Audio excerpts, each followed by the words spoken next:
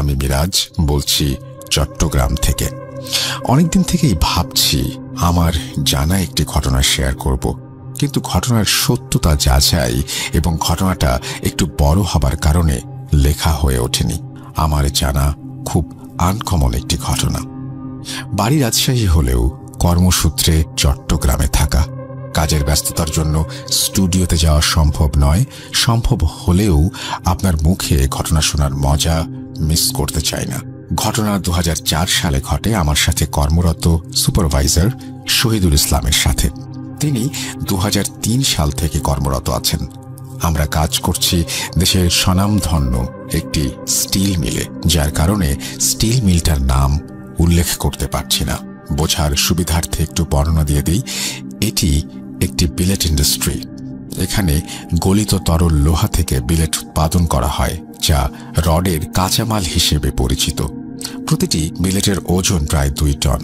অতিরিক্ত ওজন হবার কারণে এই বিলেটগুলো ওভারহেড ক্রেন দিয়ে ওঠানো নামানো হয়। এই ক্রেনগুলোতে ইলেকট্রোম্যাগনেটিক সিস্টেম কাজ করে। প্রতিটি ম্যাগনেটের ওজন প্রায় 1 টন। এবার মূল ঘটনায় আসি। অপ্রত্যাশিত কোনো ভুলের জন্য সকলের কাছে ক্ষমা চেয়ে শুরু করছি আমার লেখা প্রথম ঘটনা। বলছেন সুপারভাইজার শহীদুল ইসলাম। এই বিলেটগুলো এখানে রাখ। বাংলা কথা বুঝিস না? কোথা থেকে সব পাগলদের ধরে নিয়ে আসে এখানে?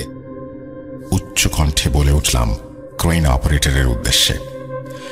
ভয়ে সে আমার দেখানো জায়গায় বিলেট রাখতে বাধ্য হলো, কিন্তু তার চোখ মুখে বিরক্তির ভাব স্পষ্ট। 3 সুপারভাইজারের মধ্যে আমি একটু বেশি স্ট্রিক্ট।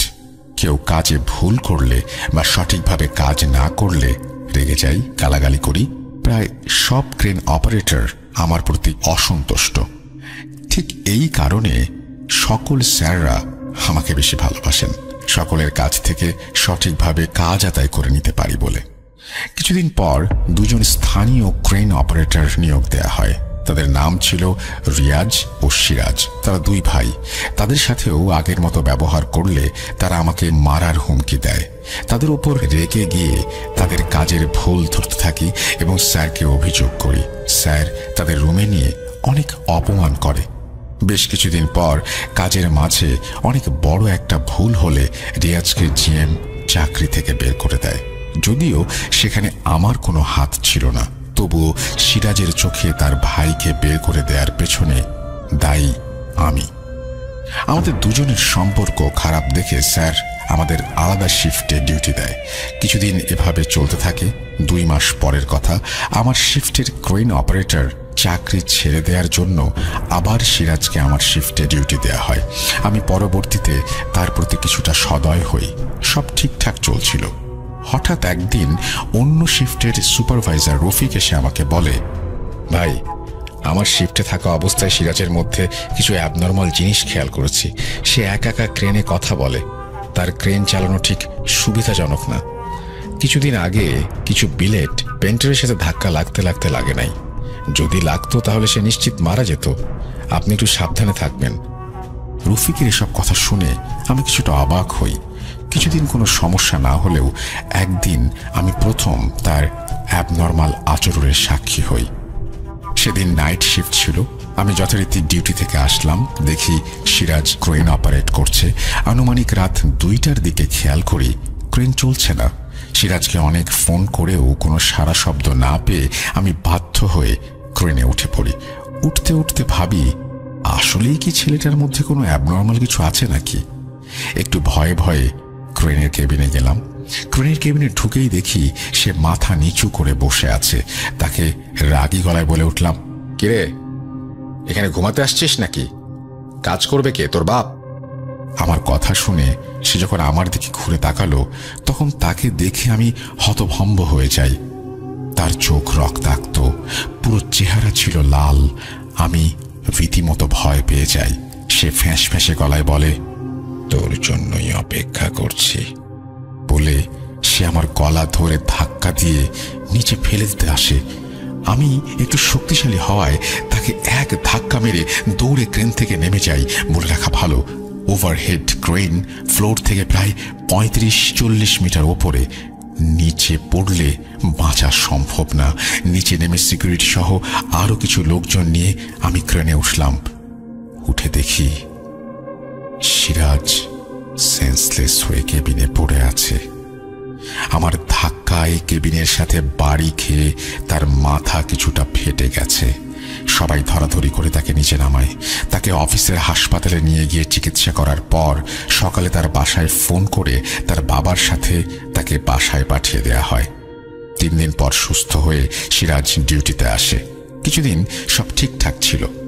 সপ্তাহখানেক পরের ঘটনা, সেদিন সিরাজ ট্রেইলারে বিলেট ডেলিভারি দিচ্ছিল। আমি সব ঠিকঠাক আছে নাকি দেখতে যাই। যেই না আমি গিয়েছি অমনি বিলেট পেইন্টার আকস্মিকভাবে আমাকে টান দেয়। আচমকা পেছনে ফিরে দেখি আমি যেখানে দাঁড়িয়েছিলাম ঠিক সেখানেই প্রায় 2 টনের 2টা বিলেট মাটিতে পড়ে। আমি যদি দাঁড়িয়ে থাকতাম তাহলে সেটাই হতো আমার জীবনের শেষ সময়। ওপরে তাকিয়ে দেখি সিরাজ হাসি মুখে তাকিয়ে আছে। আমি প্রচুর রেগে গেলাম। সাথে সাথে এজিএম স্যারকে ফোন করে প্রমাণ সহ কিছু ছবি পাঠালাম সিরাজের বিরুদ্ধে ব্যবস্থা নেবার জন্য। তখনও মূল ঘটনা সম্পর্কে কিছুই জানি না। পরের দিন অফিস মিটিং বসলো। আমি সহ সবাই সিরাজের দোষ তুলে ধরল। স্যার সবার কথা শুনে সিরাজকে চাকরি থেকে বের করে দেওয়ার কথা বলল। আর ঠিক তখনই ঘটে গেল আসল ঘটনা। মিটিংয়ে অবস্থানরত সবার সামনে সিরাজ আক্রমণাত্মকভাবে স্যারের দিকে এগিয়ে গেল। ওইখানে আমরা সবাই মিলে তাকে আটকে রাখতে হিমশিম খাচ্ছিলাম। তার দেহে এমন শক্তি, আমরা সবাই অবাক হলাম। সিরাজ বলতে লাগলো, তোরা আমাকে বের করে দিবি? আমি এখানে কতদিন থেকে আছি তোরা জানিস?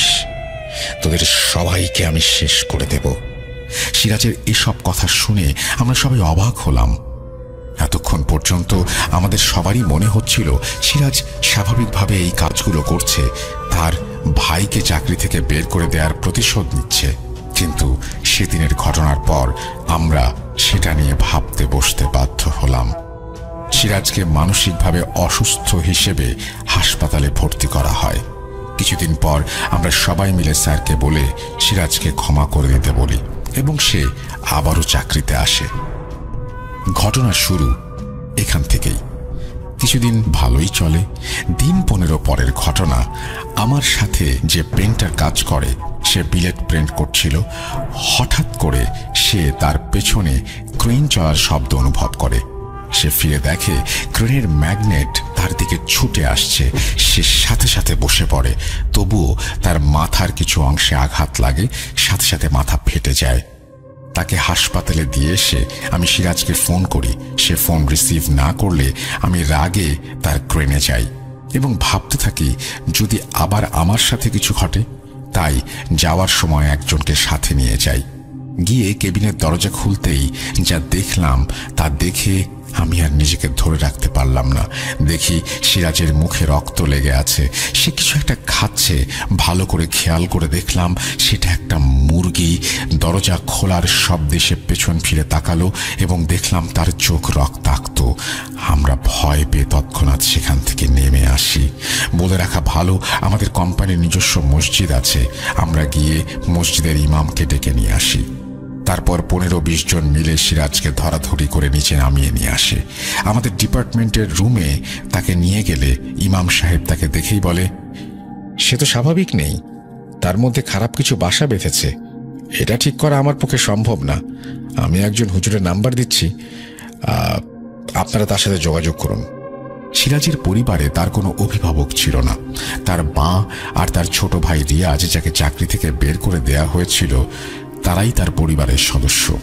তাই স্যারকে অনুরোধ করলাম ডিএমডি স্যারের সাথে কথা বলে সিরাজের কবিরাজি চিকিৎসা অফিসের ভেতরেই করাতে, যেন আমরা পুরোপুরি বুঝতে পারি সমস্যা কি, সিরাজের এখানে কোনো অসুবিধা আছে নাকি।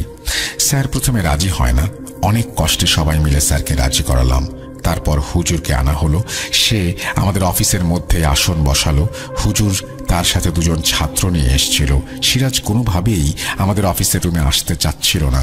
আমি সহ 3-4 জন ধরে তাকে নিয়ে আসতে পারছিলাম না। অনেক কষ্টে তাকে রুমে নিয়ে আসা হয়। হুজুর 2 জন ছাড়া সবাইকে রুম থেকে বের করে দিতে বলেন। সেদিন রুমে আমি, মসজিদের ইমাম, হুজুরের সাথে আসা 2 জন, আর হুজুর ছাড়া কেউ ছিল না। আমি ও ইমাম সাহেব অনেক কষ্টে সিরাজকে হুজুরের সামনে বসালাম। হুজুরের সাথে আসা 2 জন সিরাজের 2 পাশে বসে কোরআন থেকে আয়াত পড়ছিল। কিছুক্ষণ পর হুজুর একটা পানি সিরাজের গায়ে ছিটিয়ে দিল। সাথে সাথে সিরাজ নিস্তব্ধ হয়ে গেল। হুজুর আমাকে অফিসের আলোটা বন্ধ করে দিতে বলল। আমি বন্ধ করে দিলাম। পুরো ঘরটা অন্ধকার হয়ে গেল। কিছুক্ষণ পর ঘরে কিছু একটা শব্দ অনুভব করলাম। বুঝলাম হুজুর জিন হাজির করেছেন। সিরাজ তখনও নিস্তব্ধ। হুজুরের হাজির করা জিন খুব আস্তে আস্তে কিছু একটা করছিল, যা আমাদের বোধগম্য হলো না।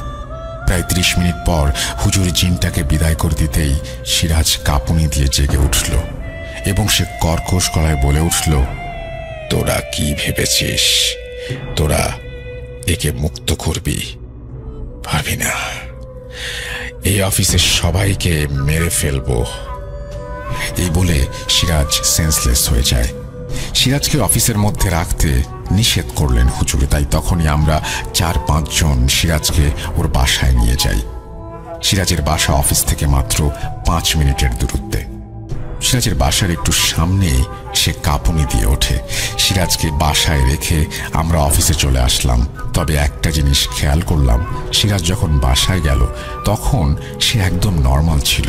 কিছুটা অবাক হয়ে অফিসে এসে বড় হুজুরকে জিজ্ঞেস করলাম, হুজুর, সিরাজ এখানে অ্যাবনর্মাল থাকলেও বাসায় গিয়ে কিভাবে নর্মাল হয়ে গেল? ঠিক তখনই জানতে পারলাম এতদিন কি ঘটে গেল তার সাথে, তার আসল রহস্য। বাকিটা বলছি হুজুরের ভাষায়। আমার সাথে থাকা ভালো জিন এসে আমাকে বলল, এই স্টিল মিল চালু করার সময় এখানে অনেক পুরাতন একটা গাছ ছিল, আর সেই গাছে একটা জিন ছিল। সেটা কাটার জন্য এই গাছে বসবাস করা জিন খুব রেগে যায়।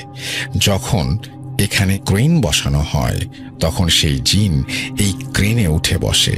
মিলটি চালু হবার পর কেউ এই ক্রেনে গিয়ে কাজ করতে পারত না।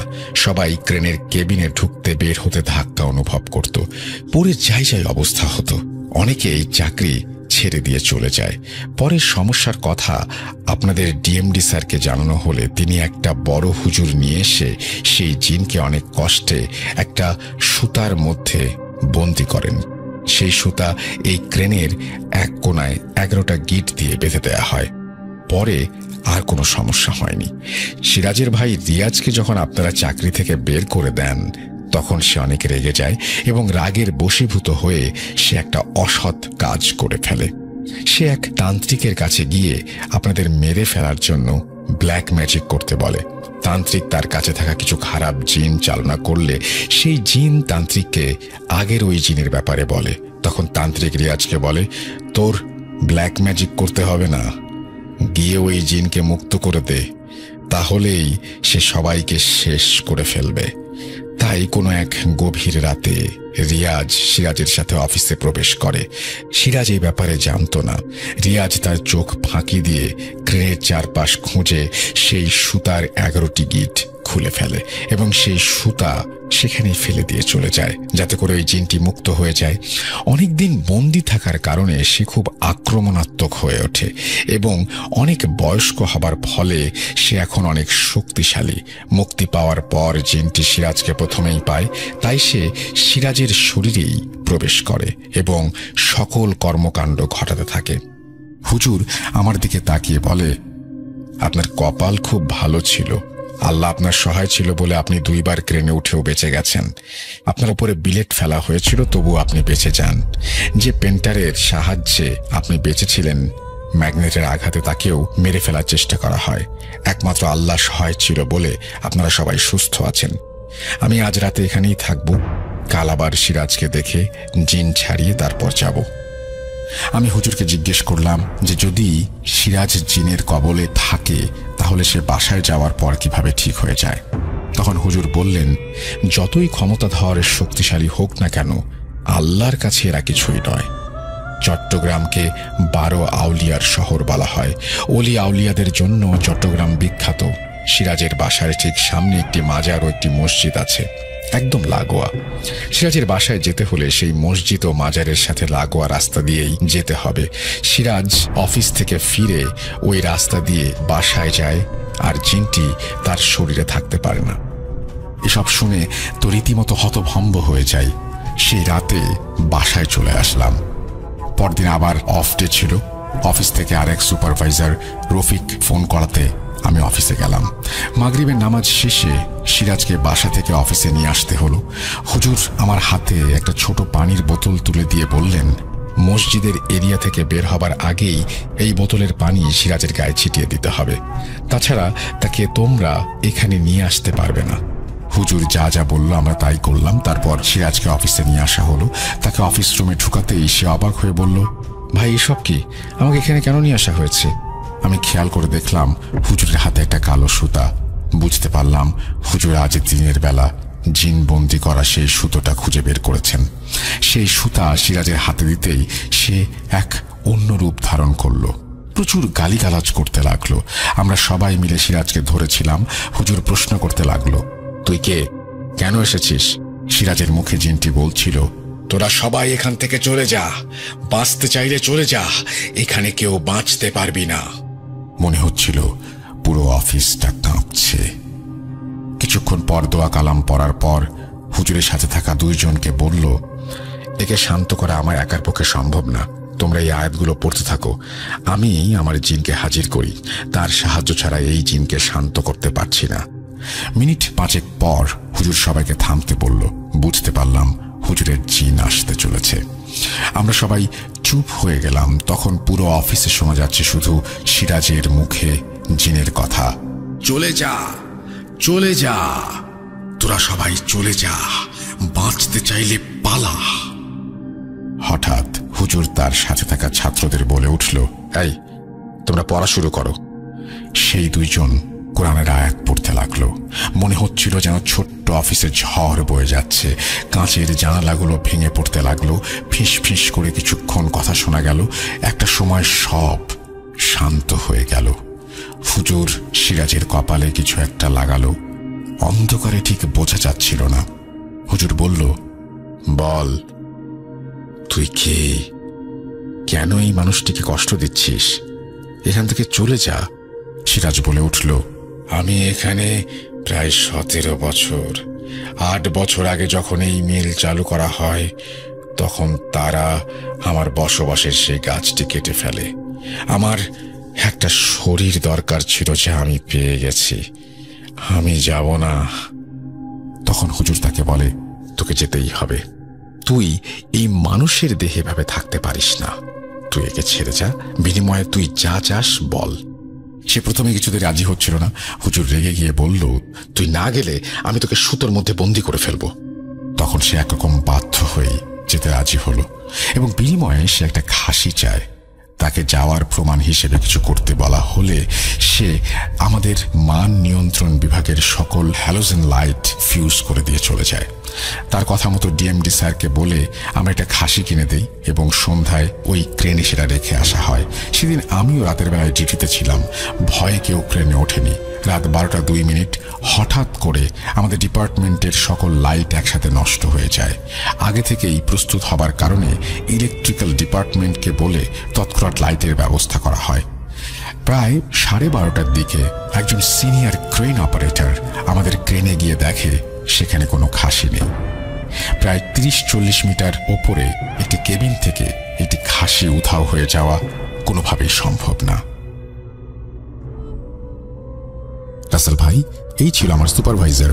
তার কাছ থেকে শোনা একটি ঘটনা। আমি বিলেট সমস্যা চেক করার কাজে নিয়োজিত আছি। বর্তমানে প্রতি শিফটে একজন সুপারভাইজার, 2 জন চেকার, 1 জন পেইন্টার ও 3 জন ক্রেন অপারেটর থাকে। আর সেই পুরাতন মিলটা বাতিল করে নতুন করে আরো 2টি মিল তৈরি করা হয়েছে। এখন আর সেই অংশ ব্যবহার করা হয় না। তবুও এখনো মাঝে মাঝে সেখানে ঘটে যায় রক্তহীন করা সব ঘটনা। কিছুদিন আগে সেখানে একটি অপারেটর মারা গিয়েছে। সবার ধারণা সেটা একটা দুর্ঘটনা। সত্যিই কি তাই, নাকি সেখানেও এমন অপ্রত্যাশিত কিছু ঘটে গেছে? সেটা পরে কোনো একটা সময় শেয়ার করব। আজকের মতো এখানেই শেষ করছি। আল্লাহ হাফিজ।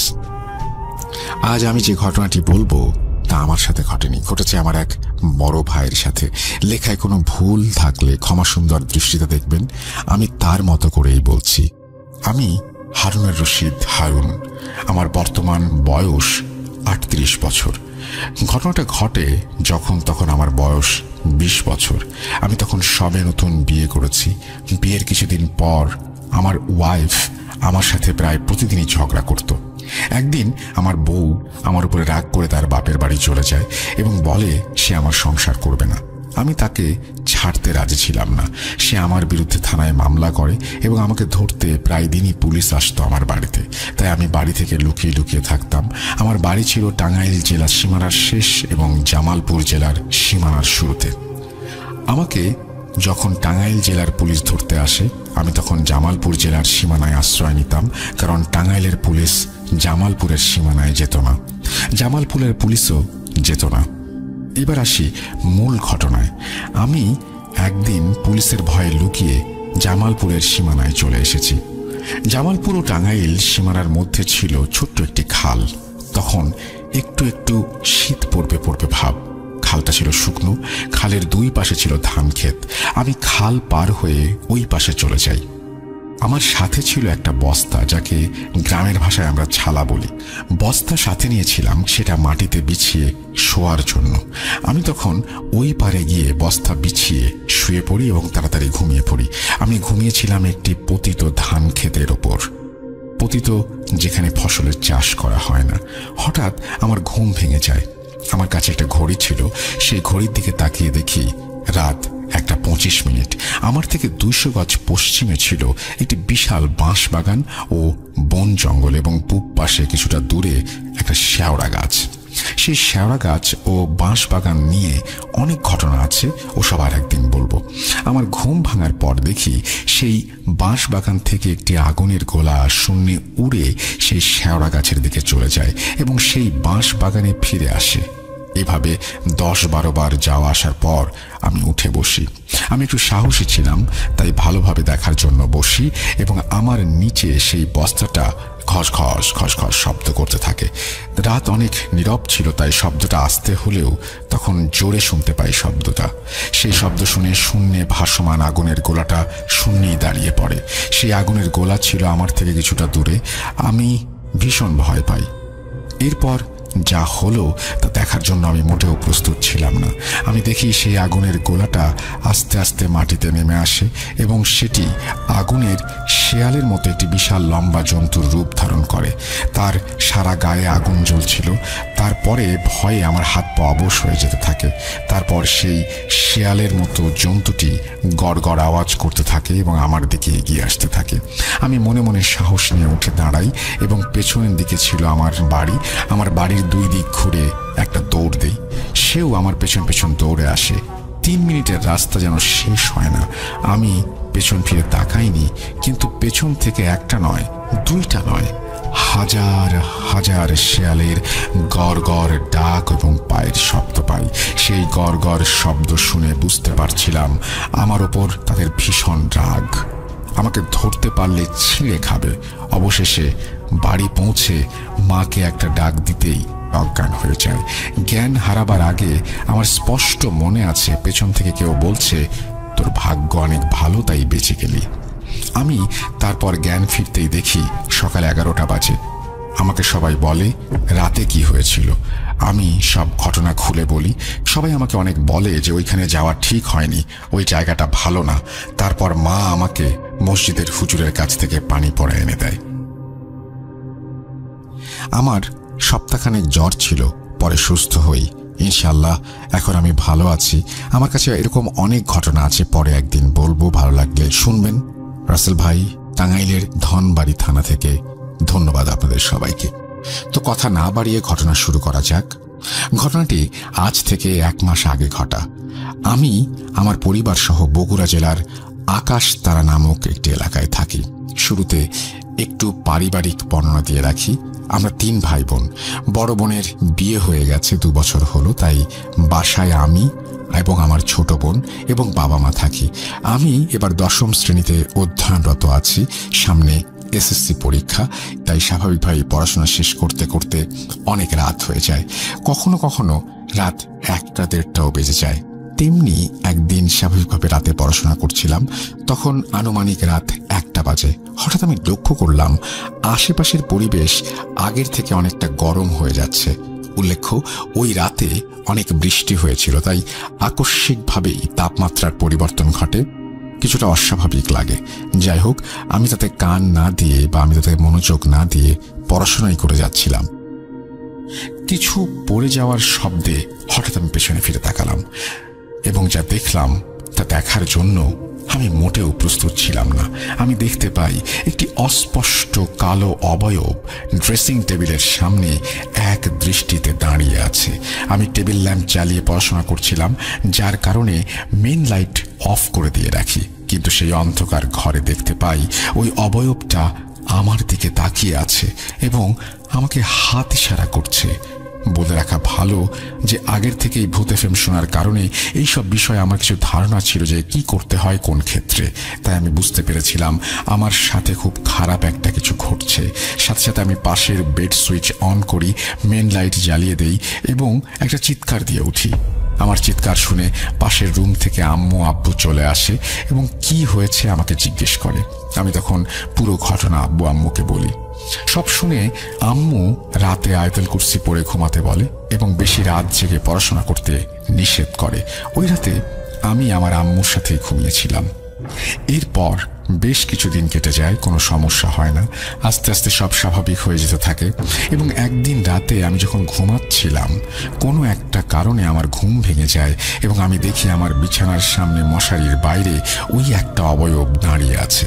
বুঝতে বাকি রইল না এই অবয়ব সেই অবয়ব যাকে কিছুদিন আগে আমি দেখেছিলাম। আমি দেখলাম ধীরে ধীরে সে আমার কাছে আসছে এবং আস্তে আস্তে আমার পা অবশ হয়ে যাচ্ছে। আমি কোনো কিছু বলতে পারছিলাম না, নড়তেও পারছিলাম না। অবয়বটা যখন আমার খুব কাছে চলে আসে, তখন আমি গায়ের সর্বশক্তি দিয়ে চিৎকার করে উঠি এবং অজ্ঞান হয়ে যাই। এরপর আমার আর কিছু মনে নেই। পরের দিন সকালে জ্ঞান ফিরতেই দেখি আব্বু আম্মু এবং কিছু আত্মীয়, তার সাথে একটি হুজুর।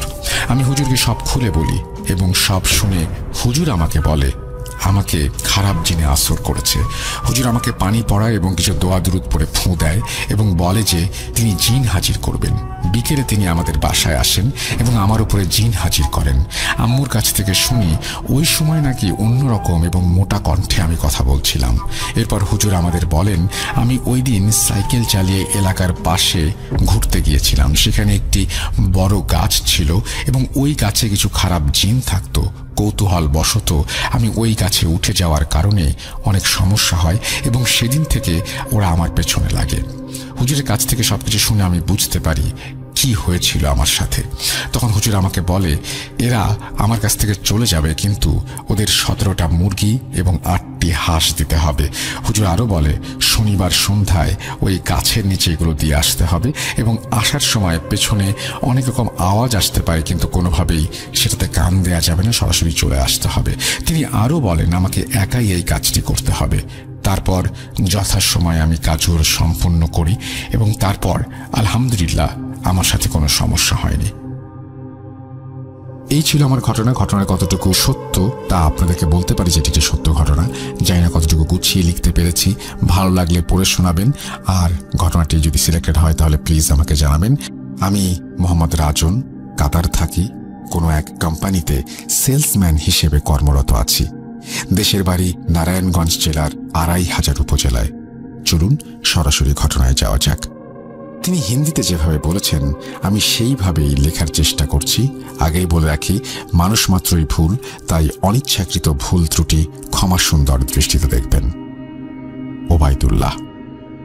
আমাদের পরিবারে আমরা 4 জন, আমি, বাবা, মা ও ছোট ভাই। ঘটনাটি ঘটেছিল আজ থেকে 25 বছর আগে। কেরালা রাজ্যের মালাইপুরাম ডিস্ট্রিক্টে আমাদের বাড়ি। আর কেরালাতে নারকেল বাগান অনেক, তেমন আমাদেরও একটি নারকেল বাগান ছিল। ঘটনাটি সেই নারকেল বাগান কেন্দ্রিক। আমাদের বাগানে প্রায় 250টিরও বেশি নারকেল গাছ ছিল। বাবারা ছিলেন 5 ভাই। বাবা সবার ছোট। আমি আমার বাবার ভাষায় বলছি। গরমের মৌসুম চলছিল তখন। আমাদের নারিকেল বাগানে শুকনো নারিকেল পাড়া হতো, পেড়ে ওইগুলো এক জায়গায় একত্রে উঁচু করে রাখা হতো। আমার কাজ হলো ওইগুলোতে পাহারা দেয়া, কেউ যেন চুরি করে না নেয় বা কোনো ক্ষতি না করে। বাগানে একটা মাচার মতো ছিল, ওপরে 2 চালা বিশিষ্ট, চারপাশে কোনো বেড়া ছিল না, খোলামেলা। সেখানে প্রতি রাতেই বন্ধুরা তাস খেলতো আর আড্ডায় মগ্ন থাকতো। আমরা সবাই সেখানেই থাকতাম। প্রতি রাতের মতোই বন্ধুরা সেখানে খেলছিল। পরে একটা সময় যে যার বাড়িতে চলে যায়, আমি শুধু একা। ভয় লাগে না, এটাই আমার প্রতিদিনের কাজ। তখন আমি বসে থাকতে থাকতে একটা সময় ঘুমিয়ে যাই।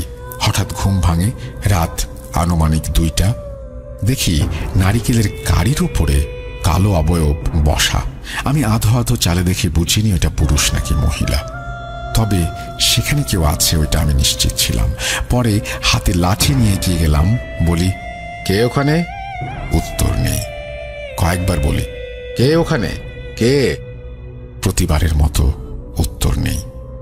আর একটু সামনে যেতে দেখি কেউ নেই, তবে নারিকেলের গাড়ির উপর থেকে কয়েকটা নারিকেল গড়িয়ে পড়ল মাটিতে। কেউ যেন লাফ দিয়ে উঠে চলে যায়, এমনটা। আমার আর বুঝতে বাকি রইল না ওখানে কি ছিল। আমি অত গুরুত্ব দেইনি, ভাবছি হয়তো কোনো চোর হবে। এভাবেই কেটে যায় সেই রাত। পরের দিন কোনো কারণবশত আমার বন্ধুরা আসেনি, তাই আমাকে একাই সেখানে বসে থাকতে হয়। পরে আবার সেই রাতের মতো একটি ঘটনা, কেউ নারিকেলের গাড়ির উপর বসে আছে। প্রশ্ন বা ডাকাডাকি করি, কোনো শব্দ নেই। সেই রাতও কেটে যায়। আবার পরের দিন সেই রাতেও আমি একাই। আমার বন্ধুরা চলে যায় কোথাও গান দেখতে। আমি রীতিমতো অপেক্ষায় আছি যে কখন সেই অবয়ব আসে, তার উপর ঝাঁপিয়ে পড়ে তাকে আজ আমি যেভাবেই হোক সোজা করব। যেই ভাবা সেই কাজ। তৃতীয় দিন সে আবারও আসলো, কিন্তু আজ যেন একটু আগে আসলো বাকি দিনগুলোর চেয়ে। পরে আমি তার পেছন দিকে যাই তাকে ধরার উদ্দেশ্যে। দেখি তার পিঠ দেখা যাচ্ছে। আমার লক্ষ্য তার মুখ দেখা। পরে আবার সামনের দিকে যাই, তখনও পিঠ দেখা যাচ্ছে। অনেকবার এইভাবে আগে পিছে করেও তার মুখ দেখা হয়নি। এইবার তাকে ধরার পালা। যেই না আমি তাকে ধরতে যাব, ঝাঁপ দেব, তাৎক্ষণিকভাবে সে এক লাফ দিয়ে নারকেল গাছে উঠে পড়ে। 2-3 লাফে একেবারে নারকেল গাছের উঁচু চূড়ায় পৌঁছে যায়। তখন আমি ভয় পেয়ে যাই অনেক। যখন আমি ফিরে একটু দূরে চলে আসছি, পেছনে কেউ যেন এমন সাউন্ড করছে। যেই না পেছনে ঘুরে তাকালাম, যা দেখলাম সেটা ছিল আমার জীবনের সবচেয়ে ভয়ের দৃশ্য। দেখলাম বাগানে যত নারকেল গাছ আছে, সেই গাছে যত নারকেল আছে এবং নিচে পড়ে আছে যে নারকেলগুলো, সেগুলো মানুষের মাথায় রূপান্তরিত হয়েছে। প্রত্যেকটা মাথায় 2টো করে চোখ, আগুনের মতো জ্বলজ্বল করছে। দাউ দাউ করে আগুন জ্বলছে। দেখি নারকেল গাছের চূড়ায় একদম উপরে কেউ বসে আছে আর আমার দিকে তাকিয়ে হাসছে। ইস, কি ভয়ানক বিভৎস সেই হাসি! আমি এগুলো দেখার পর আর ঠিক থাকতে পারিনি। সেখানে অজ্ঞান হয়ে মাটিতে লুটিয়ে পড়ি। পরে সকালে নিজেকে আবিষ্কার করি নিজের রুমে। পাশে সবাই, আব্বা, আম্মা, ভাইরা। এখানে শেষ হলে আমার আর আমার পরিবারের জন্য অনেক ভালো হতো। এখান থেকেই মূল ঘটনার শুরু। আমি আমার পরিবার ভেবেছিলাম সব শেষ হয়ে গেছে, কিন্তু না। মাত্র 20-25 দিন পরে আবারও আমি যাই আমাদের নারিকেল বাগানে, সেই মাচাটায়। প্রতিদিনের মতো আমি সেখানে শুয়েছিলাম। আমার চোখে আধো আধো ঘুম চলে আসে। এমন সময় আমি শুনতে পাই পায়ের আওয়াজ, যেন কয়েকজন আমার আশেপাশে দৌড়ে চলে এসেছে। কেউ দৌড়ালে মাটিতে যেমন আওয়াজ হয়, কিছু বুঝে ওঠার আগেই দেখি কারা যেন হাওয়ায় ভেসে চলে যায় আমার সামনে দিয়ে। এমন অবস্থায় শুরু হয় তুমুল ঝড়। শুধু আমার সামনে থাকা কয়েকটা গাছে ঝড় হচ্ছিল, বাকিগুলো ঠিক আছে। কিছুক্ষণ পর সব স্বাভাবিক। আমার শরীর ঠান্ডায় রীতিমতো কাঁপছে। পরে আমি কখন ঘুমিয়ে যাই, সকাল হয়ে যায়। বাসায় বললে কেউ পাত্তা দেয়নি তেমন। আমিও আমলে নেইনি পরিবারের মানুষের কথা শুনে। 2 দিন পর আবার যাই আমাদের নারকেল বাগানে। গিয়ে সব দিনের মতো বন্ধুরা আড্ডা দিয়ে চলে যায়। আমি সম্পূর্ণ একা। রাত মাঝামাঝি কেউ আমাকে দূর থেকে দেখছে নারকেল গাছের আড়াল থেকে আমি বুঝতে পারি। আমি সাহস করে একটু এগিয়ে যাই, গিয়ে দেখি যতই আগাই সাদা অবয়বটিও বাগানের ভেতরে চলে যায়। আমি অনেকটা ভেতরে চলে আসি, দেখি গাছে কে যেন বসে আছে, সাদা কাপড় পরা। আমি সেদিকে তাকিয়ে থাকি এক দৃষ্টিতে, মুখে হালকা মৃদু হাসি, চোখ একদম সাদা। আমাকে বলছে পুরুষ কণ্ঠে, বড় ভুল করে ফেলেছিস। এই কথা বলে সেই বিভৎস হাসি। তখন এক লাফে নিচে এসে সে আমার ঘাড়ে ধরে আমাকে বসিয়ে দেয়। এমন অবস্থায় আমি জ্ঞান হারাই। তার কিছুক্ষণ পরে আমার জ্ঞান ফিরে আসে। আমি জ্ঞান ফিরে দেখি আমি অন্য এক নারিকেল বাগানে শুয়ে আছি। আশেপাশে অনেক নারিকেলের ছাল। আমি ব্যথায় শরীর নাড়াতে পারছি না। দেখি সেই অবয়বটা হাসছে কিছু দূরে দাঁড়িয়ে। এক পলকে আমার কাছে এসে আমার পায়ে ধরে হেঁচড়ে একটা নারিকেল গাছের দিকে নিয়ে যাচ্ছে। আমি তখন দেখি গাছের নিচে যতগুলো নারিকেল পড়া ছিল সবগুলো মানুষের মাথা, প্রত্যেকটা চোখ দাও দাও করে জ্বলছে। পরে আমি সেই অবস্থায় জ্ঞান হারাই। সকালে আমাকে খুঁজে পাওয়া যাচ্ছে না। পরে আমার গ্রাম থেকে কিছু দূরে অন্য এক গ্রামের নারিকেল বাগানে আমাকে খুঁজে পাওয়া যায়, এক গাছের নিচে মাথা পা ওপরে দেয়া অবস্থায়। হাসপাতালে ভর্তি ছিলাম 5 দিন। প্রশ্ন আমার একটাই, আমি সেখানে কিভাবে গেলাম আর কেনই বা সেখানে আমাকে নেওয়া হলো? এক হুজুরের কাছে যাই। হুজুর আমাকে বলে, তোমাদের নারকেল বাগানে একটা পুরনো কবর আছে, আমি বলে দিচ্ছি কবরটা কার। তুমি তার পরিবারের সাথে গিয়ে সেই বিষয়ে খবর নাও, নিয়ে আমার কাছে আসো, আমি সব খুলে বলবো। তখন আমি খুঁজতে থাকি। যার কবর ছিল তার পরিবার পেয়েও যাই। তাদের সাথে সেই লোকের বিষয়ে জিজ্ঞাসা করি। তারা প্রথমে বলতে রাজি হয় না। তার বড় ছেলে এক সময় বলল, আমার বাবা জোয়ান অবস্থায় ছিল। আমার বাবা মা তখন সদ্যই বিয়ে হয়েছে। আমার বাবা রাতে বন্ধুদের সাথে আড্ডা দিত আর নেশা পানি করত। আমাদের এলাকায় একটা নারিকেল গাছ ছিল যা এই ঘটনার সাক্ষী। সবাই নাকি ওটাতে অনেক কিছু দেখেছে, কিন্তু আমার বাবা এসবে পাত্তা দিত না। এমনই একদিন কথায় কথায় ওঠে যে রাতে ওই গাছ থেকে একটা নারিকেল নিয়ে আসতে যে পারবে সবাই মিলে তাকে খাওয়াবে। আমার বাবা এইটা করতে চায় এবং সে বলে এটা তার হাতের খেল। পরে সবাই একটা দিন ঠিক করলো, আগে ওরা ওই গাছে গিয়ে একটা নারিকেলের গায়ে রং দিয়ে চিহ্ন করে আসে, যেটা নিয়ে আসতে পারবে সেই পাবে পুরস্কার। যেভাবে সেই কাজ। রাত 12টার দিকে বাবা একা চলে যায় সেই নারকেল আনতে। গিয়ে দেখে বাগানের চারপাশে এক অদ্ভুত শুনশান নীরবতা। কোনো বাতাস নেই, শুধু ঝিঝি পোকার ডাক ছাড়া আর কিছুই শোনা যাচ্ছে না। পরে বাবা গাছে ওঠার জন্য প্রস্তুতি নেয় এবং যেই না উঠবে এমন অবস্থায় শুনতে পায় কে যেন হাসছে নাকি নাকি সুরে কান্না করছে, ঠিক বোঝা যাচ্ছে না। বাবা এসবে তোয়াক্কা করে না, গাছে সে উঠে যাচ্ছে। মাঝামাঝি যাওয়ার পরে গাছে সাদা একটা কিছু দেখা যায়। বাবা নারিকেলের ফুল ভেবে আবারও উঠতে থাকে। যখন তিনি একেবারে চূড়ায় তখন সেই সাদা অবয়বটা আর দেখতে পাওয়া যায় না। এগুলো বাবা তেমন পাত্তা দেয় না। তার হাতে একটা টর্চ লাইট। সে সেই টর্চ লাইটটা নিল এবং 3টা বিভৎস চেহারা, ঠিক মানুষের মতো না, তাদের চেহারাগুলো ছিল শেয়াল আকৃতির, চোখে দাও দাও করে জ্বলছিল আগুনের মতো কিছু একটা, আর মুখ দিয়ে যেন লালা ছড়ছে। তিনি যেই না এই নারকেলটার দিকে হাত বাড়ান তাদেরকে দেখতে পান এবং কয়েকটা নারিকেল তার মুখে শরীরে পড়ে এবং তাকে রক্তাক্ত অবস্থায়, জ্ঞানহীন অবস্থায় নিচে পড়ে থাকতে দেখা যায়। এরপর থেকে বাবা রাতে কোথাও গেলেই সে অবয়ব দেখতে পায়। রাতে কে যেন চালের ওপর লাফালাফি করে, বাইরে গেলে কেউ নেই। সাথে সমস্যা বাড়তেই থাকে, তার হাত পা সব অবশ হয়ে যায় এবং এর কিছু বছর পর তিনি মারা যান। আমি তখন ওনার ছেলের মুখে এই কথা শুনে পুরাই বাকরুদ্ধ হয়ে যাই। পরে আবার সেই হুজুরের কাছে যাই। তিনি বলেন, এখন বুঝলাম। পরে ওনার কাছে পূর্ণ ঘটনা জানতে চাইলে তিনি বলেন, এই নারকেল বাগান কি তোমাদের ছিল নাকি কারো কাছ থেকে তোমরা কিনেছ? পরে আমি বললাম, আমরা কিনেছি, আমার বাবা কিনেছেন। তখন হুজুর বলল, তোমার বাবাকে জিজ্ঞেস করো কার কাছ থেকে কিনেছেন। আমি চলে যাই বাবার কাছে। বাবা আমাকে যেটা বলে সেটা শুনে আমি পুরাই অবাক হয়ে গেলাম। বাবা যার কাছ থেকে বাগানটি কিনেছিল সে বাগানটি আর কারো ছিল না, যেই লোকটি মারা গিয়েছিল তারই ছিল। আমি হতভম্ব হয়ে যাই। হুজুরকে সব কিছু খুলে বলি। তখন তিনি আমাকে 2 দিন পরে আসতে বলেন। আমিও ঠিক ওনার কথা মতো 2 দিন পরে যাই। গিয়ে শুনি হুজুর তার জিনের দ্বারা যা জেনেছেন আমাদের বাড়ির পূর্ব দিকে ওই লোকের কবর ছিল। আমি নাকি ওই কবরে একবার ভুল করে অপবিত্র করি। আমাদের বাড়ির পূর্ব দিকে ওই লোকের কবর ছিল এবং আমি সেটা অসাবধানতা বশত ওই কবরটির কোনো একটা ক্ষতি করে ফেলি, তাই নাকি আমার সাথে এমনটি ঘটেছে। এই ছিল ঘটনাটি পুরোই সত্য। ভালো লাগলে পড়ে শোনানোর অনুরোধ জানিয়েছেন।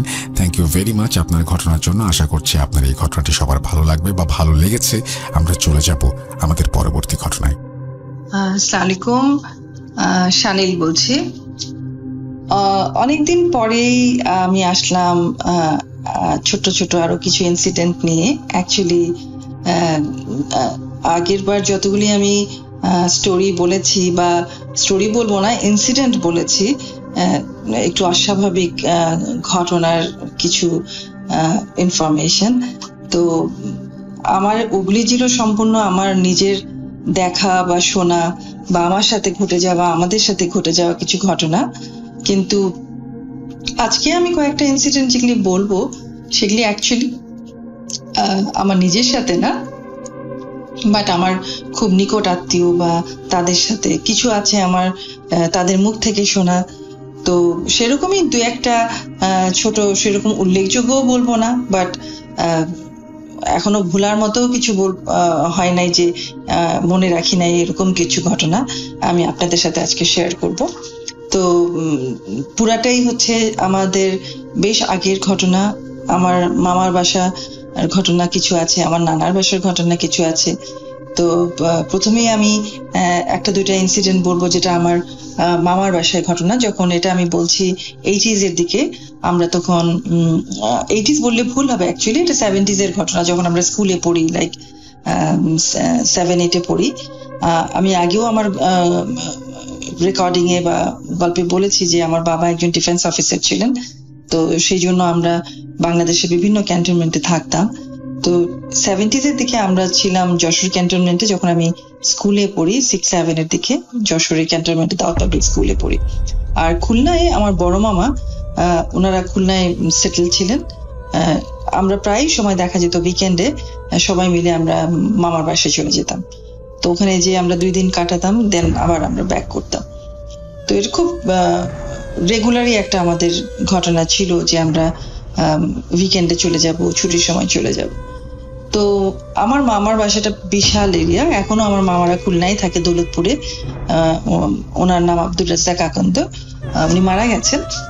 তো ওনার বাসাটা বিশাল এরিয়া জুড়ে ওনার বাসাটা ছিল। বাসার ভিতরে 2টা পুকুর ছিল এবং আমার মামা র জুট এক্সপোর্টার ছিলেন।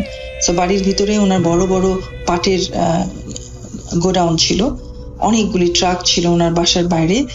তো আমাদের ছোটবেলায় তখন আমাদের আসলে খেলার একটা জায়গায় ছিল। দুপুরবেলা সবাই ঘুমালে আমরা বাসার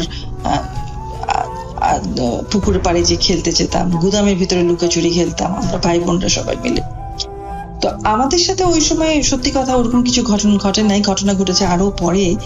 সেটা হলো যে আমরা শুনতাম যে আমার মামা যেহেতু বিজনেসম্যান ছিলেন, উনি অনেক রাতে বাসায় ফিরতেন। তো মামার কাছে প্রায় গল্প শুনতাম যে উনি অনেক রাতে যখন বাসায় ফিরতেন তখন ওনাকে বাসার ভিতরে তো আমাদের গার্ড ছিল, ওই রাত 2টার সময় উনি যখন বাসি ঢুকতে যেতেন, ওনার পাশ দিয়ে একটা মহিলা পুকুরের দিকে হেঁটে যেত, ওনাকে নাকি সালাম দিত। তো প্রায় সময় আবার উনি এটাও বলতো যে পুকুরে আমাদের শান বাঁধানো ঘাট ছিল খুলনার ওই বাসায়, তো ওখানে উনি বসে থাকতে দেখতেন কাউকে, বাট উনি কাউকে বদরও করতেন না এবং কেউ ওনাকেও বদর করতো না। এবং এটা নাকি আমাদের বাসার আমার মামা মামি যে গার্ড ছিল, পুরানো অনেক গার্ড, তারা সবাই দেখেছে, বাট তারা খুব হার্মলেস ছিল, কাউকে কখনো হার্ম করে না। তো আমার কাজিনদের মধ্যে আমার সবচেয়ে ছোট যে বোন, নাম মানহা, তো ও তখন একদম ছোট ছিল, ও ক্লাস 2-তে পড়তো। ওর যে একটা ঘটনা, সেটা যেমন আমরা অনেক বড় হয়ে খুব ভালো মতো এটা তোলপাড় হলো। কেন হলো? সেটা হলো যে ও ছোট ছিল, ওর সাথে আমাদের বাসার একটা পুরানো বুয়া ছিল, তারও একটা ছোট মেয়ে ছিল। তো ওরা দুজন, যেহেতু ছোট ছোট বাচ্চা দুজন, ওরা সারাক্ষণই একসাথে থাকতো, খেলতো, এরকম।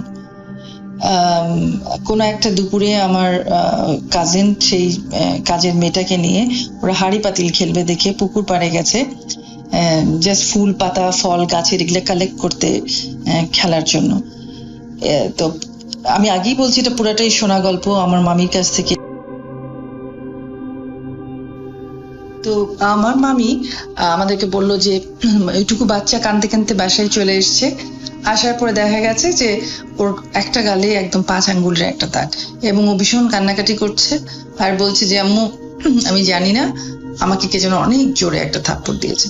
তো যেহেতু আমার মামি ব্যাপারগুলো জানতো যে এখানে আসলেও এই বাসায় কিছু একটা আছে, তো মামি কোনো রকমের জিনিসটাকে ওকে ভয় যেন না পায় ওকে শান্ত করেছে।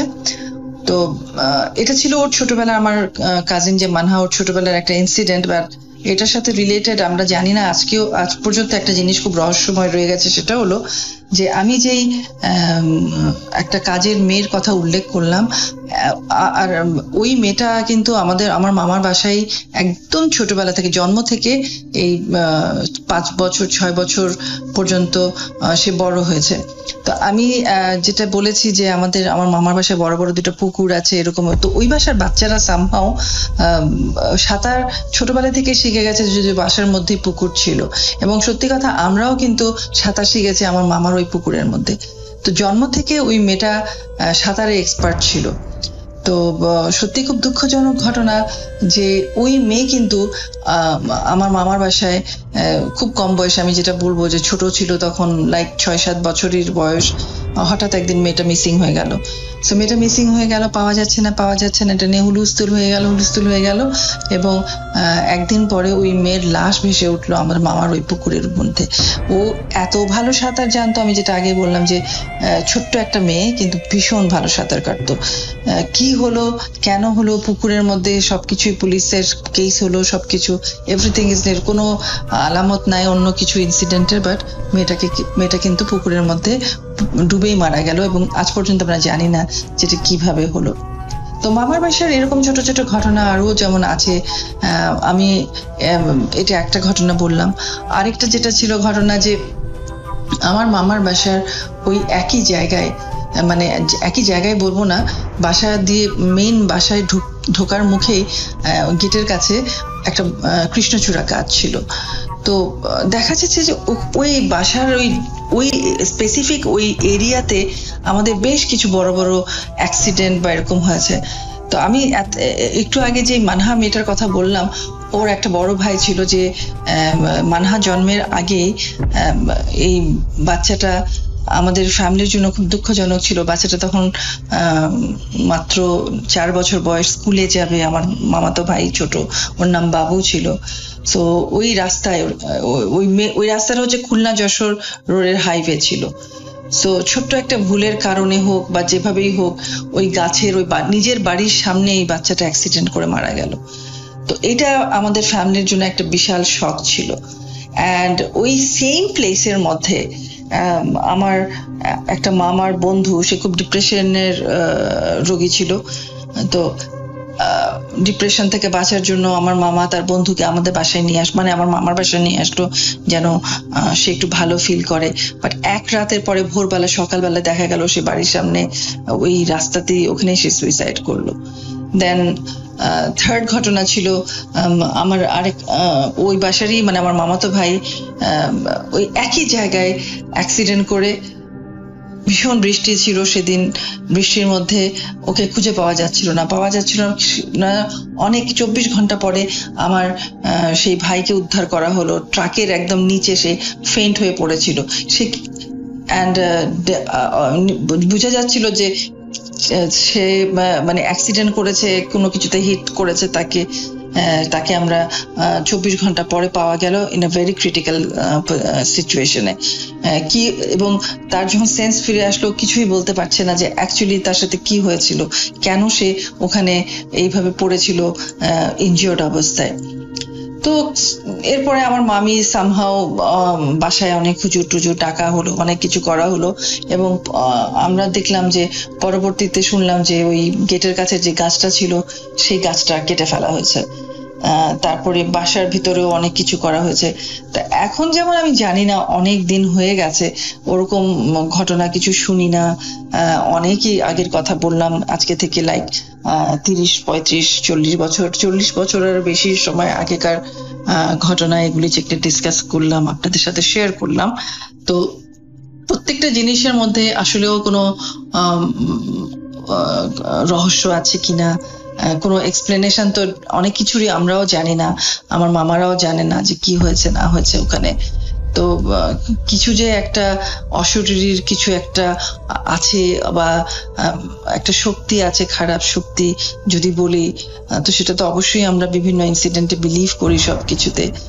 তো যাই হোক, আজকে কিন্তু আমি আপনাদেরকে প্রথমেই বলেছিলাম যে আমি আমার কিছু ঘটনা বলবো, আমার মামার বাসার ঘটনা, ইনসিডেন্ট যেটা হয়েছে, আর কিছু বলবো আমার নানার বাড়ির দিকের কিছু ঘটনা, যেটাও আমি আমার মামাদের কাছে শুনেছি। ওখানে আমার মামিরা আছে, আমার নানি যখন বেঁচে ছিলেন তার কাছ থেকে কিছু শুনেছি। বাট আজকে কিন্তু আমার নানার বাড়ির ঘটনা আর কিছু বলবো না। যতটুকু বললাম আজকে শুধু আমার মামার বাড়ি পর্যন্তই থাকুক। কোনো একটা পরের ভিডিওতে, অডিওতে আমি হয়তো আমার নানার বাড়িতে কিছু ইনসিডেন্ট যেটা হয়েছে, আমরা দেখেছি, আমরা শুনেছি, সেটা আমরা শেয়ার করবো আপনাদের সাথে। তো আজকে এই পর্যন্তই। অবশ্যই অপেক্ষায় থাকেন, আমি নেক্সট কবে আমার আরেকটা ঘটনা আপনাদের সাথে শেয়ার করব। Thank you.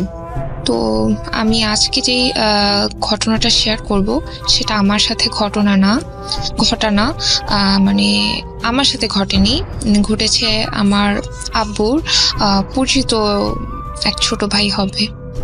তো উনার বাসা হচ্ছে, মানে আমি যেই স্থানের ঘটনাটি বলছি সেটা হচ্ছে দিনাজপুর জেলার বীরগঞ্জ উপজেলার শীতলাই গ্রামে। আর যে গ্রামের ঘটনা, সেই গ্রাম হচ্ছে আপনার ওই গ্রামকে বলে বড় শীতলাই। তো ওই যেই আমার আব্বুর ওই ছোট ভাই, মানে এলাকার ছোট ভাই, মানে আব্বুকে বড় ভাই হিসেবে মানে। তো উনি যখন ছোট ছিল তখনই উনার মা মারা যায়। তো উনার বাবা তখন বিয়ে করে, যেহেতু বাচ্চা কাচ্চা ছোট, উনাদের মানুষ করার জন্য কাউকে প্রয়োজন, যার কারণে উনার বাবা আরেকটি বিয়ে করে। কিন্তু ওই চাচুর, মানে এক কথা আমার আব্বুর ওই ছোট ভাই, উনার বাবার আবার অনেক অর্থ সম্পদ ছিল, অনেক জায়গা জমি ছিল। মানে যে জায়গায় ওই চাচুদের বাসা, সেখানে সব থেকে বেশি অর্থ সম্পদের অধিকারী ছিল উনার বাবা। তো উনার ছোট মা খুব একটা সুবিধার ছিল না, মানে বিয়ের কিছুদিন পর থেকেই মানে উনার পরিবর্তন আসা শুরু হয়। উনার যে চাচুর ঘটনা বলছি, উনারা দুই ভাই ছিল, যে এই চাচু ছিল বড় আর উনার আর একটি ছোট ভাই ছিল। তো উনি বাহিরে পড়াশোনা করতো ঢাকায়, আর এই চাচু সবসময় বাসায় থাকতো। তো এই চাচু আবার একটু বদরাগী ছিল, উনি আবার কোনো অন্যায় মেনে নিতে পারতো না। তো উনার ছোট মা উনার বাবাকে সবসময় প্রেশার ক্রিয়েট করতো যে যেহেতু অনেক অর্থ সম্পদের অধিকারী, ওনার নামে জায়গা জমি লিখে দিতে। তো উনার বাবাও বলছিল যে না, আমার দুটি ছেলে আছে, তাদেরও তো দিতে হবে। তো তখন অনেক আসলে ঝগড়াঝাটি হয় ওনাদের হাজব্যান্ড ওয়াইফের মধ্যে। তারপর একদিন হঠাৎ করে সবকিছু মানে ঠিক হয়ে যায়, যে নর্মাল হয়ে যায়, যে আচ্ছা ঠিক আছে, উনি বলে আচ্ছা ঠিক আছে, আমাকে সব জায়গা জমি লিখে দিতে হবে না, তোমার যখন মনে হবে যে হ্যাঁ আমি এখন জায়গা জমি ভাগ করে দিব তখন দিও। কিন্তু কে জানতো যে উনার মধ্যে কুবুদ্ধি কাজ করছে। উনি তখন উনার মানে ওই চাচুকে এবং উনার বাবাকে কালো জাদুর প্রয়োগ করে, সেটা জিনের মাধ্যমে। তো উনাদের বাসায় আম গাছ অথবা কাঁঠাল গাছ হবে, আমার ঠিক মনে নেই। তো সেখানে তাবিজ রাখে, উনাদের যে টিউবওয়েল আছে সেখানে তাবিজ রাখে, চাচুর বাবার বালিশের ভেতরে তাবিজ রাখে, চাচুর বালিশের নিচে তাবিজ রাখে, আরো অনেক জিন চালান করে। মানে চাচুর অল বডিতে, ব্রেনে, 2 হাতে, অল বডিতে এক কথায়। তো তখন এমন অবস্থা হয় যে চাচু প্রায় পাগল প্রায় অবস্থা, মানে উনি কেমন যেন পাগলের মতো বিহেভ করে। এমনও হয়েছে যে উনাকে পাবনা পাগলাগারতেও রেখে আসে। তো উনি আর বিয়ে করেনি, কিন্তু ওনার ছোট ভাই যে ছিল তিনি আবার পড়াশোনার উদ্দেশ্যে ফিনল্যান্ডে চলে যায়। তো ফিনল্যান্ডে, বাংলাদেশে বিয়ে করে ওনার ওয়াইফকে নিয়ে ফিনল্যান্ডে চলে যায়। তো ওনার ওয়াইফ আবার ফিনল্যান্ড বিমান বাহিনীতে জব করতো। তো ওনাদের কোনো বাচ্চা কাচ্চা হয় না। তো আর এইদিকে এই চাচুরও অবস্থা খুবই খারাপ, পাগলের মতো ঘুরে বেড়ায়। কিন্তু ওনার এইটুকু সেন্স ছিল যে আমার বাবাকে চিনত। তো কোনোভাবে ওই চাচুর ছোট ভাই আমার বাবার সাথে, আমার আব্বুর সাথে যোগাযোগ করার পরে আমার আব্বু আবার টুকটাক দোয়া কালাম পড়ে হচ্ছে পানি পড়া দিত, তেল পড়া দিত। তো মানুষ দেখলে আসলে বুঝতে পারতো। তো তখন কোনোভাবে যোগাযোগ করে চাচু হচ্ছে ছোট ভাই আব্বুর সাথে। তো তখন আবার চাচুর ছোট ভাই যখন বুঝতে পারে যে হ্যাঁ এরকম পাগল প্রায় অবস্থা, বাসায় পাগলামি করছে, তো তখন ওই চাচুর খালা বাসায় ওই চাচুর ছোট ভাই ওই খালা বাসায় পাঠিয়ে দেয়। তো সেখানে ওই রকম অদ্ভুত ক্রিয়াকলাপ করে। তো ঠাকুরগাতে পাঠিয়ে দেয়, ওই চাচুর খালা বাসা আবার ঠাকুরগাতে। তো এক সময় আব্বু বাহিরেই ছিল বাজারের দিকে, তো হঠাৎ দেখা। তো ওই চাচুর নাম আবার হচ্ছে সুমন। তো ওই সুমন চাচু আব্বুর সাথে দেখা হওয়ার পরে বলে যে ভাই, কখনো কখনো স্বাভাবিক থেকে কখনো অস্বাভাবিক হয়ে যায় যখন রাত হয়, বা উনার কেউ হচ্ছে উনাকে কেউ রাগিয়ে দেয়, তখন উনার আসল রূপটা আসলে প্রকাশ পায়। তো আব্বুকে বলে যে ভাই আমি আপনার সাথে থাকতে চাই এরকম।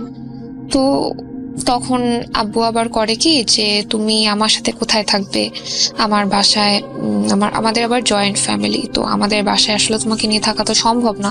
তো খুব জোরাজুরি করে। তো তখন আবার আব্বু বলে যে আচ্ছা ঠিক আছে চলো আগে তোমার খালা বাসায় যাই, খালা বাসায় গিয়ে তোমার খালুর সাথে কথা বলি, তারা কি বলে, তারপরে যদি সম্ভব হয় তো তোমাকে আমি আমার বাসায় না, আমি কোনো ভাড়া বাসায় রাখবো। তো যে কথা সেই কাজ। তো ওই চাচুর খালা বাসা আবার ঠাকুরগাঁ সদরে না, ওটা আপনার ঠাকুরগাঁ ওই জায়গাকে বলে পীরগঞ্জ। তো ওই পীরগঞ্জে যায়, তো যেই জায়গায় বাসা ওটা একটু গ্রাম পর্যায়ে। তো তাদেরও আর্থিক অবস্থা মোটামুটি ভালো, কিন্তু সেখানে যে চাচু থাকতো সুমন চাচু, তো ওই সুমন চাচুকে সেখানেও জিন চালান করতো, নানা রকম সমস্যা করতো।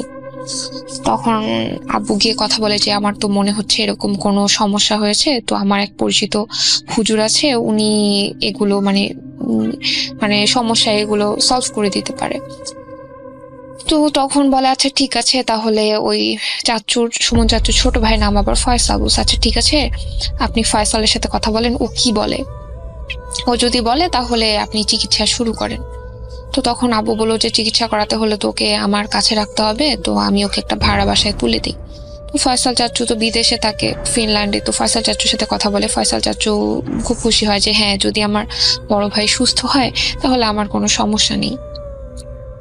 যেই কথা সেই কাজ। আব্বু তখন সুমন চাচুকে বলে রাখা ভালো, আমার আব্বু একটি মসজিদে ইমামতি করে, তো ওই মসজিদের কাছাকাছি একটি বাড়িতে তুলে দেয়। তো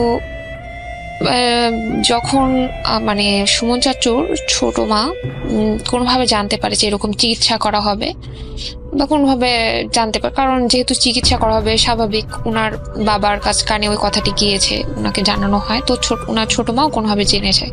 তো তখন সুমন চাচুর ভাইয়ের উপরে মনে করেন যে জিনদের অত্যাচার আরো বেড়ে যায়।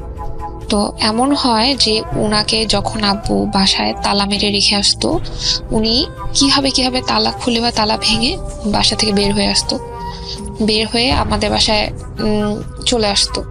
আমাদের বাসায় চলে আসার পরে একদিন এমনও হয়েছে যে আমাদের বাসায় চলে আসে, হঠাৎ করে পাগলামি শুরু করে। তো ওনাকে রুমে বন্দি করে রাখা হয়। তো মানে রাসেল ভাই এমন অবস্থা যে উনি রুমের দরজা ভেঙে ফেলবে। হ্যাঁ, মানে আর ক্ষুধার মানে উনি হঠাৎ করে ওনার এমন অবস্থা হয় যে ক্ষুধার তাড়নায় মানুষ এরকম ছটফট করে সেরকম করছে। তো উনি ফ্রিজ আমার আব্বু আম্মুর রুমে ফ্রিজ আছে আমাদের। তো উনি একবার ডিপ ফ্রিজ খুলছে, একবার নর্মাল ফ্রিজ খুলছে, বাট ফ্রিজে কোনো খাবার রাখা ছিল না, সব খাবার বাহিরে ছিল। তো যখন মানে উনি কন্টিনিউয়াসলি কাঠের দরজা, তো হাত পা দিয়ে মানে একদম পুরা মনে হচ্ছিল যে পুরা রুম উনি ভেঙে ফেলবে এমন অবস্থা। তারপরে আব্বু বের হলো, বের হওয়ার পরে দরজা যখন খুলে দেয় তখন আব্বুর উপর আক্রমণাত্মক আচরণ শুরু করে। তখন আব্বু আমার রুমে ঢুকে দরজা লাগিয়ে দেয়। তো দরজা লাগানোর পরে বাহিরে খাবার ছিল। উনি গোগ্রাসে মানে সেখানে আনুমানিক 4 থেকে 5 জনের মতো খাবার রান্না করা ছিল। সম্ভবত ভাত ছিল, মাছের একটা তরকারি ছিল। উনি একাই সব খাবার শেষ করে ফেলে। পরে যখন আব্বু দেখে না অবস্থা খুবই খারাপ, তো যে হুজুরের চিকিৎসা করার কথা বলা হয়েছিল, মানে চিকিৎসা করবে বলেছিল, সেই হুজুর আবার কোনো কারণে অন্য জায়গায় গিয়েছিল, ওনার বাসা নীলফামারীতে। তো তখন আব্বু এমার্জেন্সি ভাবে ওই হুজুরকে খবর দেয়। তো ওই হুজুর বলল, আচ্ছা ঠিক আছে, আমি রাতে আসবো আপনার বাসায়। তো যেই কথা সেই কাজ, ওই হুজুর অনেক রাতে আমাদের বাসায় আসে। আসার পরে আমার রুমে ওই হুজুর সহ ওই সুমন চাচু, তারপর আমার আব্বু, আরো কিছু লোক সহ আসার পরে পুরা রুম অন্ধকার করে দেওয়া হয়। তখন আমি আর আমার আম্মু আমার আব্বু আম্মুর রুমে। তো তখন রাসেল ভাই ওই হুজুর কন্টিনিউয়াসলি উনাকে দেখে বলে দেয় যে উনার তো ছোটবেলা থেকেই সমস্যা, যে উনাকে ছোটবেলা থেকে এরকম উনার ছোট মা জাদু টোনা করছে। তো উনার এখন এমন অবস্থা যে উনার কাছে বর্তমানে মানে তখনকার অবস্থায় উনার কাছে 70টার মতো জিন চালান করা হয়েছে। আর রাসেল ভাই এটা চিন্তা করেন যে ওই 70টা জিন উনার সারা শরীরের অঙ্গ প্রত্যঙ্গের মানে প্রত্যেকটা রগে রগে ছড়িয়ে আছে। একটা জিন ব্রেনে থাকে, উনাকে ভালো কিছু করতে দেয় না। আর 2 হাত দিয়ে উনার যখন যেটা মন চায় সেটা করে। 2টা জিন থাকে। আর 2টা জিন পায়ে থাকে, একটা জিন পেটে থাকে। পেটে যে জিন থাকে সেটা হচ্ছে একটি ব্রাহ্মণ হিন্দু জিন। তো ওই জিনের আবার মাথা নেই। ওই জিনের বুকে 2টা চোখ। তো রাসেল ভাই পাশের রুম থেকে তো আমি কন্টিনিউয়াসলি শুনতে পাচ্ছিলাম। আর রাত তখন প্রায় আনুমানিক 12টা পার হয়ে গিয়েছে এমন হবে। তো আমার মনে হচ্ছিল যে একটা প্যারানর্মাল একটা সিচুয়েশন তৈরি হয়ে গিয়েছে। তো আমি আম্মুর সাথে চুপচাপ বসেছিলাম, কারণ ওই অবস্থায় তো আসলে ঘুমানো যায় না। আর এদিকে সুমন চাচু কন্টিনিউয়াসলি চিৎকার চেঁচামেচি করছে, অনেক রাত তখন। তো তারপরে ওই হুজুর আবার ওনার সাথে একটা লোক এনেছিল, ওনার উপরে জিন ভর করবে। তো যেই জিনকে ভর করবে ওই জিন আবার রাজশাহী ইউনিভার্সিটিতে পড়াশোনা করতো। আমি আসলে ফার্স্ট মানে মজার বিষয় হলো যে আমি কখনো আমি করতে পারিনি যে কোনো জিন কোনো প্রতিষ্ঠানে পড়াশোনা করে। তো ওই জিনকে নাকি আবার ওই হুজুরই পড়াশোনা করে রাজশাহী ইউনিভার্সিটিতে। তো অনেক রাতে ওই জিনকে হাজির করে ওই লোকের উপরে। তো তখন ওই জিন তো খুবই রেগে যায়, বলে যে হুজুর আপনি আমাকে এত রাতে হাজির করালেন, আমার তো সকালে ভার্সিটি আছে, আমি ভার্সিটিতে যেতে পারবো না। তো তখন ওই হুজুর খুব চিৎকার করে ওই জিনকে গালাগালি করে। ওই জিনের নাম আবার আতিক। হ্যাঁ, তো তখন বলে যে আমি তোকে ইউনিভার্সিটিতে পড়াশোনা করাই আর তুই আমার উপরে কথা বলিস। তখন ওই জিন বলে হুজুর আমাকে ছেড়ে দেন, আমি আপনার আন্ডারে থাকবো না, আপনার ইয়েতে পড়াশোনা করব না, আপনি আমাকে ছেড়ে দেন, আমি আমার দেশে চলে যাব। মানে ওনার দেশ, ওই জিন আবার থাকতো আপনার সৌদি আরবে মরুভূমিতে। তো ওই জিন ছিল খুব রকচটা, খুব রাগী। তো ওই জিন চলে যায়। তো তখন ওই হুজুর বাড়ি তখন চলে যায়, আর সাথে সাথে যে লোকের উপরে হাজির করা হয় লোকটা অজ্ঞান হয়ে যায়।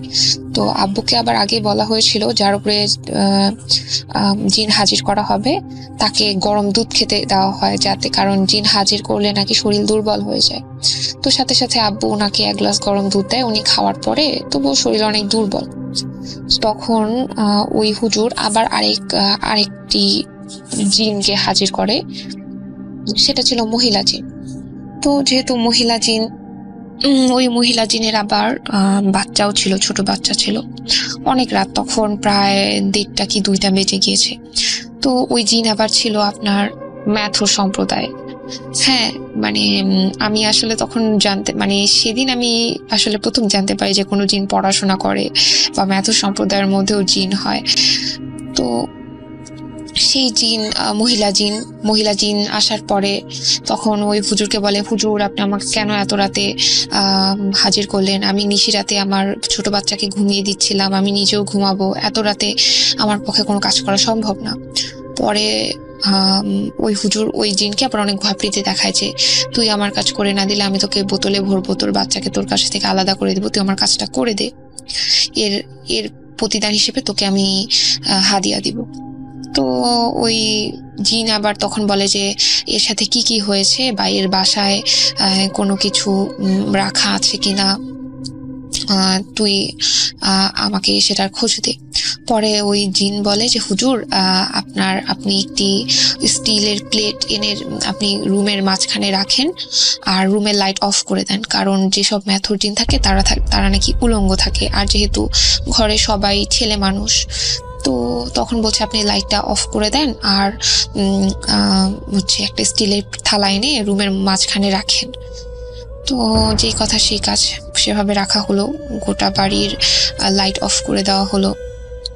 তারপরে রাসেল ভাই কন্টিনিউয়াসলি আমি আসলে আমার কানকে আমি বিশ্বাস করতে পারছিলাম না যে কন্টিনিউয়াসলি প্লেটের মধ্যে তাবিজ রাখলে যেরকম শব্দ হয় সেরকম শব্দ হচ্ছে, কন্টিনিউয়াসলি এরকম তাবিজ রাখার শব্দ হচ্ছে। তারপরে ওই মহিলা জিনকে জিজ্ঞেস করা হয় যে এই তাবিজগুলো কোথায় কোথায় ছিল। তখন ওই মহিলা জিন বলে যে আর তাবিজের মধ্যে কি কি আছে, সেই মহিলা জিনকে জিজ্ঞেস করা হয়।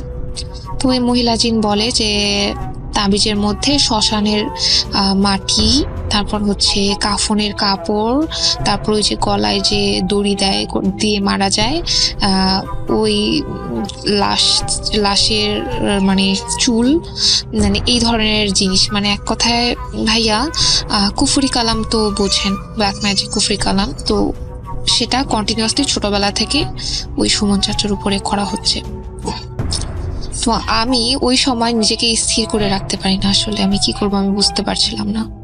তো যাই হোক, প্রায় 20 থেকে 25টার মতো তাবিজ তখন ওই প্লেটে এনে রাখা হয়। তখন রাসেল ভাই তখন আমার আব্বুকে বলা হয় যে তাবিজগুলো সব নষ্ট করে ফেলতে, না হলে সেই তাবিজগুলো আবার ওই জিনদের দ্বারা উদ্ধার করে আবার কোনো রকম খারাপ কাজে ব্যবহার করা হতে পারে।